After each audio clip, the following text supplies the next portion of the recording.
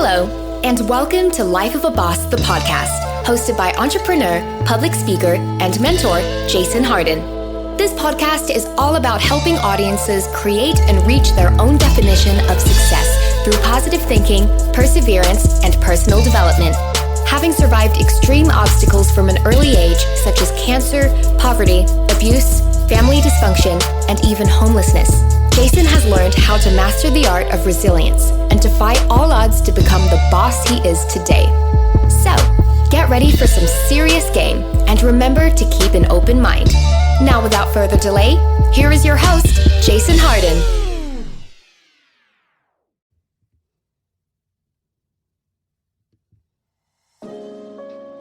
What's up, everybody, and welcome to another wonderful episode of Life of a Boss, the podcast. I am your host, Jason Hardin, and I am very happy and excited to be here. We have a special episode today. I got the owner of Life's Lemonade and a bunch of other businesses, but I'm going to let him tell it. His name is Anthony Douglas, man. What's up, Ant? What's going on, Jay? Appreciate that. Man, I'm glad you're here, man, and I'm glad you took it a break in your busy schedule to actually be here. I know you grind, man. His brother is a full-time grinder, man. Yeah, He be out there doing it. I'm serious, man, and people don't understand, I guess, the work it takes to get into your own business, but to make it successful enough to actually pay some bills. Right. You know, and I know this brother pays some bills with these bottles and the stuff you see him with. Yeah, so, no and that's why I had him on the show, because, like I said, Life of a Boss is all about creating and living your own definition of success. And that's in any dream or any way you see fit, and where your talents and your arts and your love for life leads you, you know, and I appreciate this brother, and he's here because he does just that. This brother has just carved his own path and created his own definition of success, dove all into that, and then it pays him, you know, and that's what it's about, man. He's not a slave to anyone else but himself, you know what I'm saying? He works hard for him, but wouldn't you rather own yourself than let somebody else do it? And that's pretty much what entrepreneurship is, and not even just that. It's just being a boss. You could be a boss with a career, but you have to be the master of your own path. That's right. Within that career. That's right. You know what I'm saying? And that's why you're on here. You know what I'm saying? Because I appreciate it, and I've seen your work. I've tasted your work.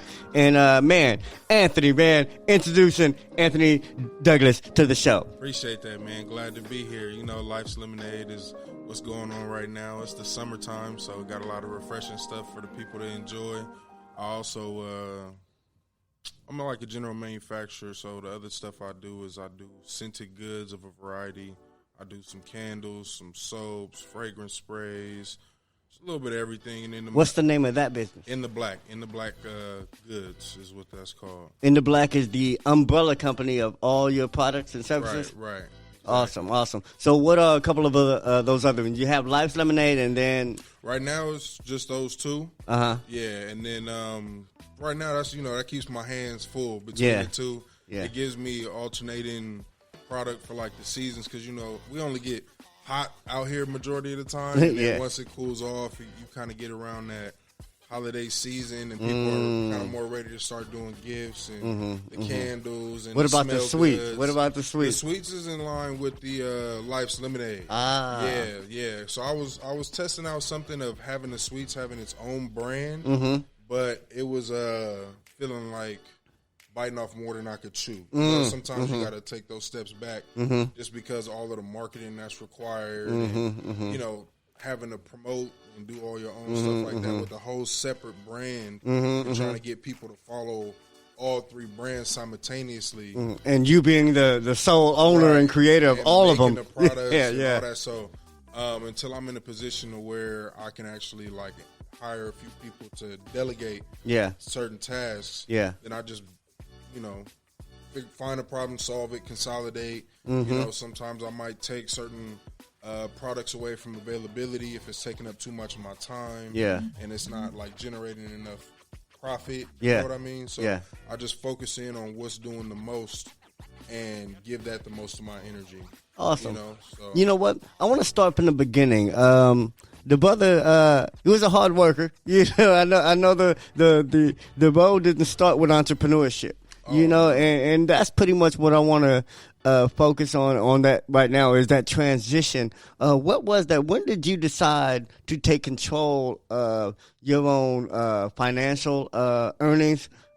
Capability, you know, the amount of what you can earn. Because I know, I don't care. That's the cool thing about, I don't care if you sell shoes, if you sell stickers, it doesn't matter how cheap the product, man. You have unlimited earning potential over someone who makes 20, 30, 40 bucks an hour. Right.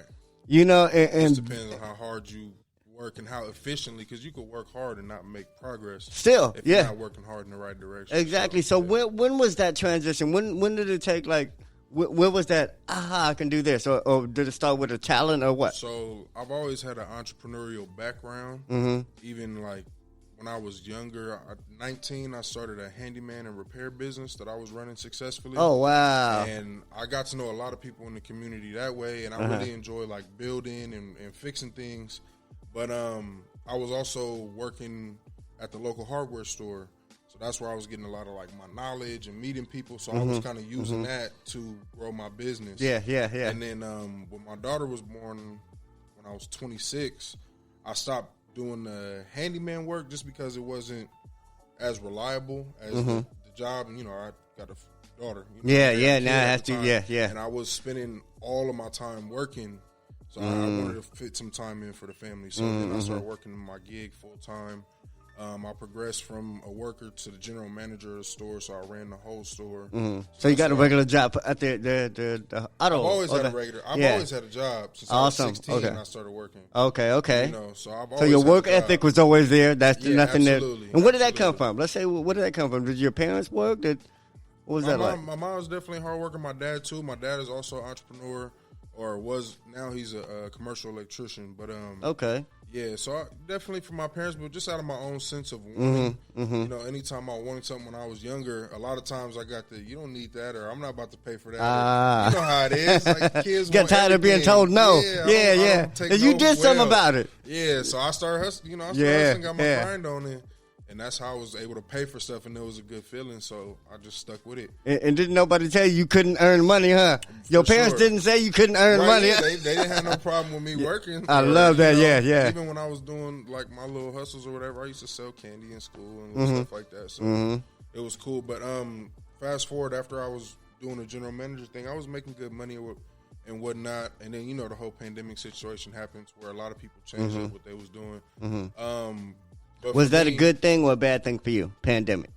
It was good. I mean, it was time for me I knew I was ready to move on from what I was doing. Yeah. But I was looking into getting into the commercial electrician stuff with my dad. Okay. So I transitioned to that during the pandemic. Okay. And then being there is what pushed me into entrepreneurship full time, because they got slow on work in my sector. Oh, okay. And I was one of the newest hires, so I got laid off. First hired. Well, last hired, first fired. Exactly. Yeah. So by the time they had called me back to see if I wanted to come to work, I was already making more than I was making with them on my own doing the candles and stuff. Wow. Because it was a private company, so it's not like getting paid union wages. Yeah.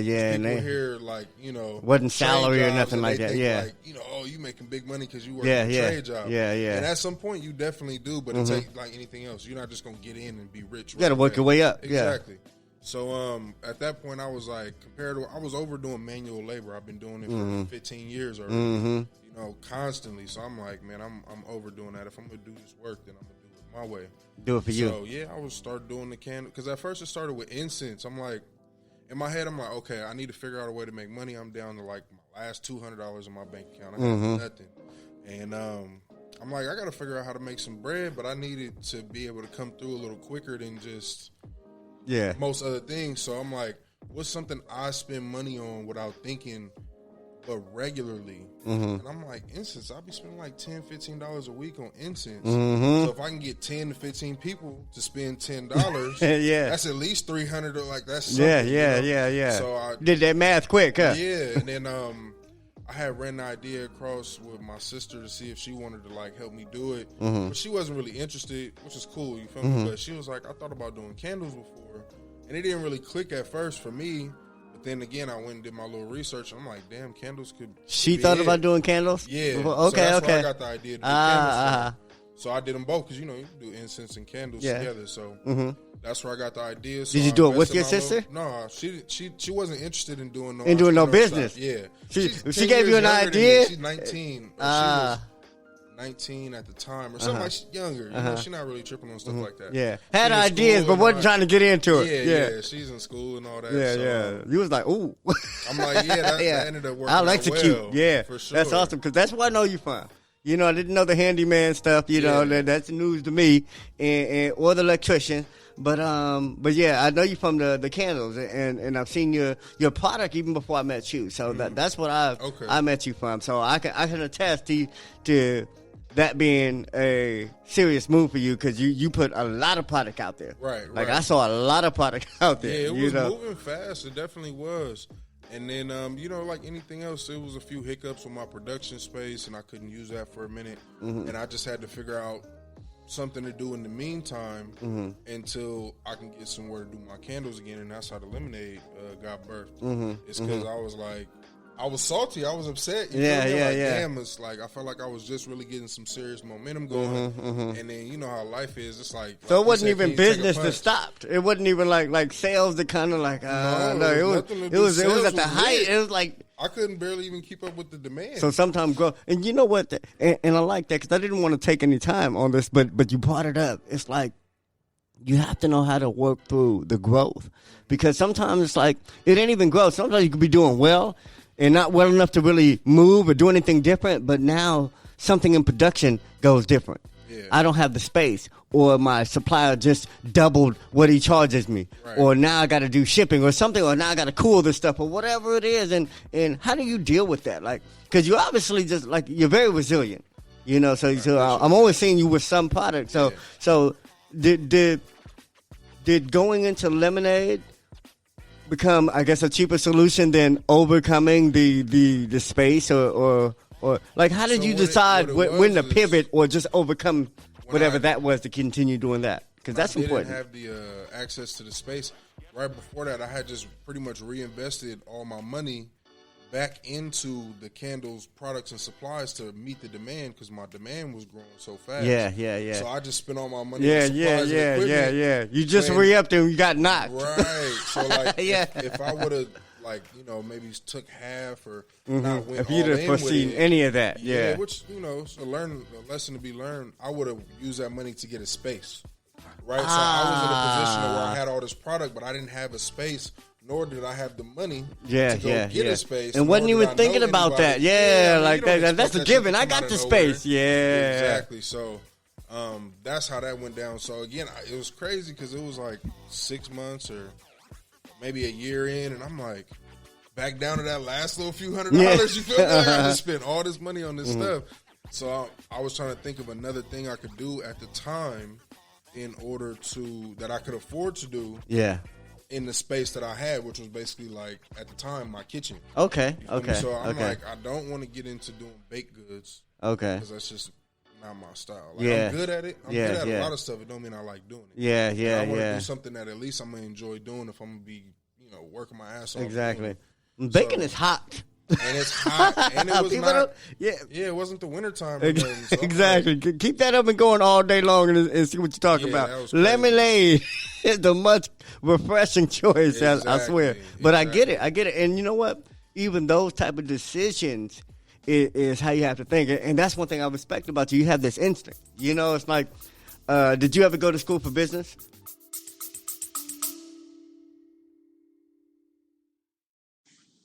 Hey, it's Christina Nicholson here from the Become a Media Maven podcast.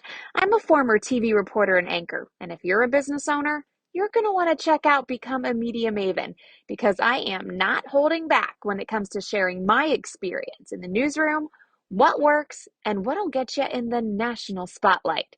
You don't need to hire a PR agency like mine.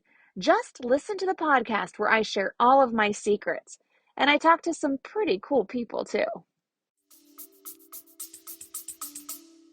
No, everything I learned about running a business, I learned when I was GM at the retail store. Okay, but through life experience, through other people's business and through job, and that's the cool thing about if you are working. I hope you're taking knowledge and game from that job. I don't care where you're working, man. How they do something is efficient enough because they're able to pay you. And you gotta make them. You gotta make them realize your value too, because it wasn't like they was like, "Hey, we want you to be the GM," or "Hey, we want you to do this," or it was like, "No, I'm seeing that this could be done maybe better, or I could do it just as well as somebody else. So you show me how to do this." Yeah. Right? Yeah. It's going to save y'all time so y'all can go do something else. Yeah. You And brought this is that me talking to the entrepreneur higher spirit ups. into This is me your talking to job. the higher ups, like, why are y'all the owners and y'all spending time doing XYZ when the staff should be doing this? Yeah, but they didn't have the confidence in the staff to do certain tasks. Yeah. So I'm like, well, I for sure could do it. I can do it. Yeah. So I had to bug them like, Yeah. like for real, just show me how to do it. And eventually they're like, all right. They give you a chance, and when your chance comes, you just can't mess it up. That's the thing. You got to be ready if you're gonna ask for something. And if you listen to him, his chance didn't just come. He bugged them for that chance. He went out there and was aggressively and intentionally looking for that chance. Absolutely. And I think that's what makes a difference. You have to be intentional in all your moves. And I see you're very intentional. Yeah. And moving with purpose and intention will get a lot of shit done because you stop working against yourself. Right. I think we work against ourselves when we start leaving shit up to the quasars and coin flips and chances and shit. Any influence you can put in towards being successful, you put towards being successful. With that call you can make, whatever that was, nobody tell you to call no manager or no owners or no admin to say you can. They don't teach that. Right. They're not telling no customer service rep or no retail guy that's something you have to do. And was that always there? That intuition that. Yeah, I've always had a strong intuition about just what I wanted to do and how to get things done in general, and I just could trust myself more than the input I was getting from anywhere else. And that's really what it boiled down to, is because a lot of times, especially growing up in the generation I did, it was a lot of do what I say because I say so. Yeah, no explanation. Which is not saying like what you trying to do is not honorable. I understand you trying to, show us the best way you can, but without some insight or some context, that don't always work. So like it doesn't. when what you say don't work, and I don't have no method or no alternative to come up with my own decisions for these choices, it's like I can't depend on that no more. I gotta just put basically all that to the side and learn for myself, which, comes with a lot of stumbles and black eyes in life. You go through the motions, but just like anything else, if you're either let it defeat you or you're going to learn from it and come back and do it again. And that's what I do, is just every time I get knocked down, I just do it again. What is your why? Well, why do you keep getting back up? Well, why haven't you said, you know what, I like that 9 to 5 because it was paying me every week, and you know what, man, this is too hard. I don't like having to set up my sales and advertising and get vendors permits to do this and all that. Like, what makes you? It was equally hard. It was equally hard mentally. Like they demand any job. Yeah. Majority of the time, they're gonna squeeze out of you as much as they can for as little bit of money as they can. And when it comes to business, that's literally just business. Like, I used to take that personal, but when you working for somebody, you working for a business. Yeah. You're all just numbers. Yeah. So you can't really take that personal. As an employee, you probably do take it personal. Yeah. Because you never ran a business. And I'm not saying that's how business should be ran, but this is the world we live in. So it's like, how I'm gonna take it personal when they just trying to get their money in. If I'm the type of person that's gonna speak up, like, bro, I'm not doing X, Y, and Z unless y'all paying me, or I'm out of here. And a lot of times I had to give them the ultimatum, like, do y'all want to pay me more, or you want me to dip? Because I'll get out of here. You have to know your worth. Exactly. Yeah. So it was hard, bro. It was just like mentally, like I was not feeling what I was doing no more. I felt like I wasn't being given the tools I needed to be successful, but they was demanding success, and that's where they lost me at. You feel me? Like, and that's gonna be in anything, at least with this business and running my own business. It's all up to me. Yeah. And I got confidence in me because I've successfully ran someone else's business. Yeah. So why wouldn't I just do that for myself? Exactly. And it's not that I cast that to the side fully. Like right now, I'm doing training for computer engineering. Oh wow. Right. Yeah, So like if yeah. I do hit another thing where, for whatever reason, my business is not able to operate for a period of time. Yeah. You're ready. It's always gonna be tech jobs. Yeah, you know what I mean? So it's not like I'm not building some type of net for myself, like a safety net. But it's just I'm focusing on this because this is what's working. But also having the realistic mindset that anything can happen at any time. Yeah. Right. Yeah. We could, for whatever reason, go on another pandemic lockdown. Exactly. This is not something I can really sell online because how perishable it is. Like the candles and shit, they melt when you ship them in the warm time. It's all these things to consider. Yeah. So it's just being prepared as much as possible. That's awesome. That's awesome. I like how, like I said, you as much as you're all in on what you do and how much focus you have, you still have that. You still have that intuition. You still have that preparedness, that feeling of wanting to have your bases covered and some sense of security. And I think that is not just attributed to having a job per se. It's just that other grind in you. Right. I think you just look at a job as another grind. You know what I'm saying? It's a hustle. You know what I'm saying? It's like going to be the means to get me what I really want. It's not more important than what you do for yourself. Right. And I think that's what a lot of folks lose in working. They lose themselves in that job, and they think they own that job, and they think that job is theirs. They think that job care about them. Yeah, man. They'll replace you instantly. Man, even if your boss or your supervisor cool with you, man, somebody own him. You know what I'm saying? They could fire him before you. But the whole point is, you're gonna have to work hard to be successful at anything. So why not put that effort into yourself, into your idea, into your craft, into your art, and let's go back up a second. How did you learn to do all this? Like, because this is a step up from handyman. You weren't a baker or a cook somewhere. So handyman to perfumes. I'm not perfume, but fragrances and candles, and then because this is almost the same. It's recipes and stuff. How did you get into it? Did you teach yourself? You didn't go to school for it? No, I didn't go to school for it. A lot of it came from. I spent my grandma raised me a good amount of the time while my mom's was working, and she was a very creative person. So we did a lot of artsy stuff, and she was heavy in the kitchen and baking, and had me in there with her showing me. So that already set off fireworks. Yeah, I've always been nice in the kitchen. It's just an easy, and I love science. I love chemistry and shit like that. So it was just an easy thing for me to do. Like a lot of times when I'll be chilling at the house. When I have friends over or whatever, I'll be cooking for them. Yeah. And then I'll whip up some juice or some random shit. But from scratch, huh? And they'd be like, damn, bro, this shit crazy, you feel me? Yeah. So it just came from that, just having that confidence, knowing that what I do it well. Yeah. And it's like, all I got to do at this point is, all right, I got this part done.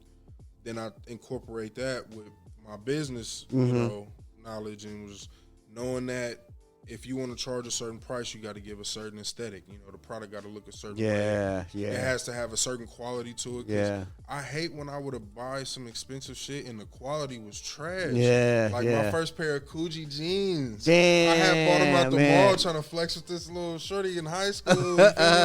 Dropped $300 on some jeans. Damn. Them motherfuckers fell apart so fast. Damn. And they was real Coogee jeans? Yeah, bro, what is going on here? That didn't mean shit. No, because it was all about the flash for them. Once they got the name. Money, they got it. Yeah, exactly. They didn't care. And they didn't last either. They spending that regularly. That's the thing is a lot of people who spending that type of money, they always buying new shit. They always they don't care. It ain't for the person with their last 300. Yeah, well, I definitely wasn't on my last three, but it was just like I'm not buying $300 jeans all the time. Either.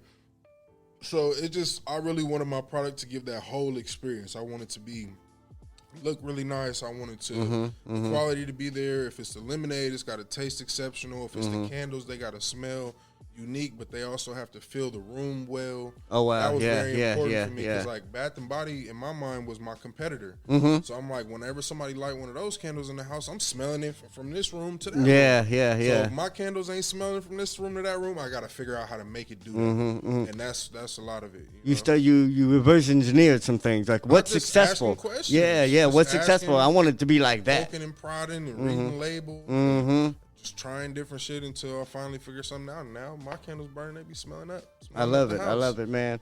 Okay, man. I know we can go on forever. With this, but let's bring it tactical. Let's bring it back because we already discussed the mindset you have to have. You know, you got to be resilient. You got to know how to get back up. You got to have your why and your reason. You got to know why you're trying to be an entrepreneur. It ain't just like, oh, I'm gonna do this and think it's just gonna work out for you, and just because you want to do it. Like you have to commit. You have to want with your body and your mind and your soul and your sweat and your tears.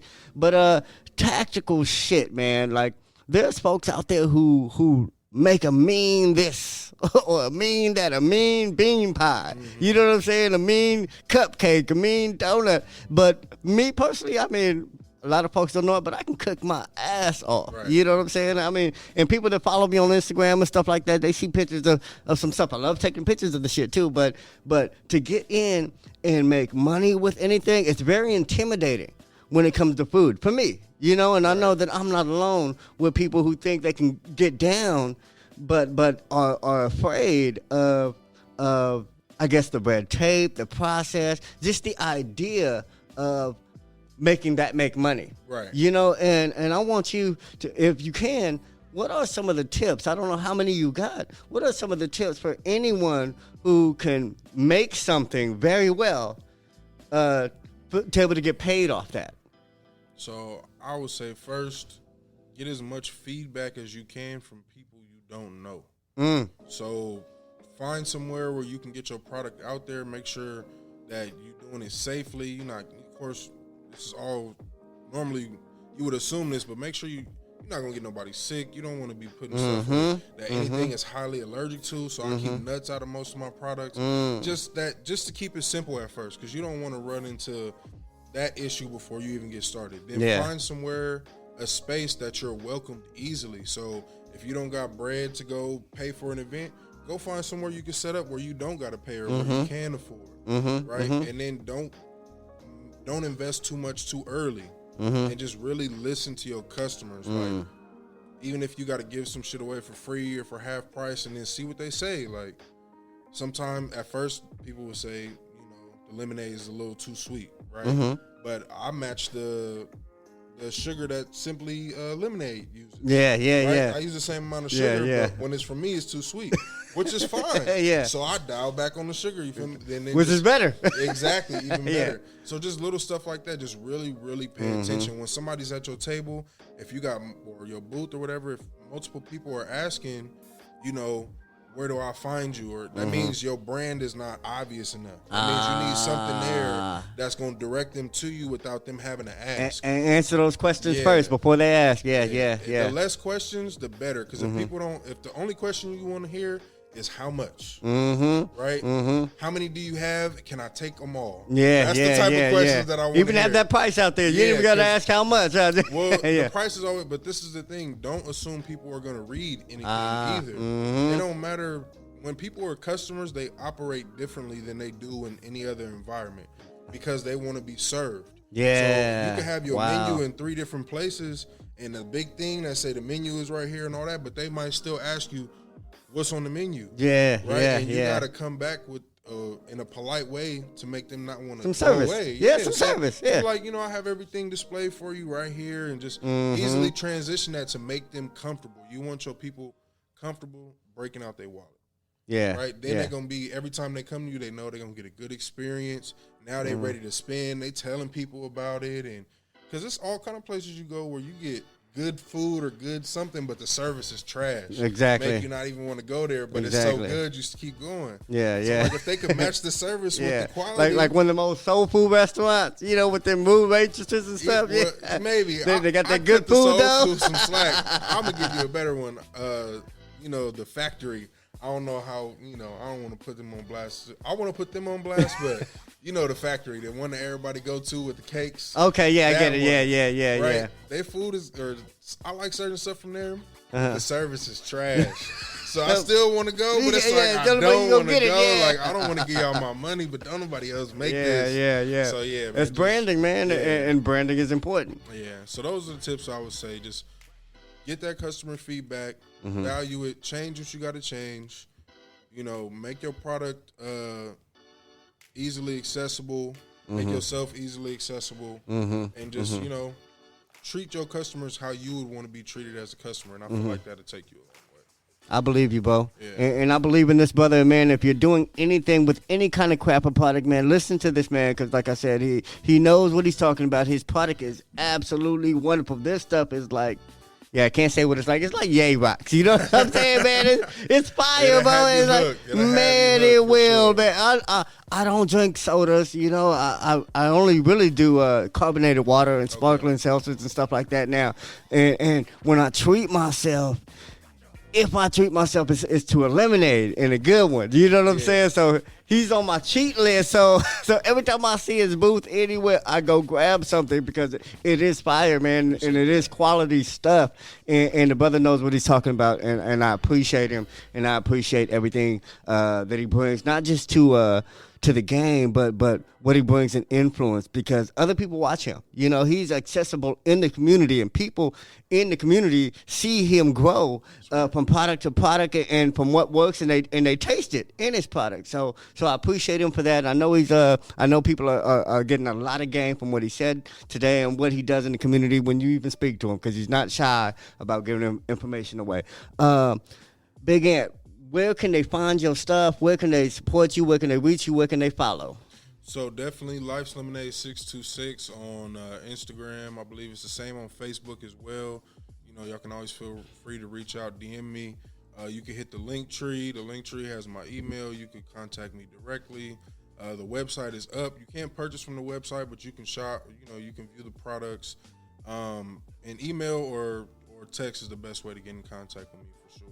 And then also we got a new product coming out very soon. We got the Life Sickles. So we got the fresh fruit popsicles coming out very soon. Yeah, man, no doubt. Man, I can't wait for that, man. Well, thank you for being on the show, bro. I appreciate everything you do, man. And please come back again.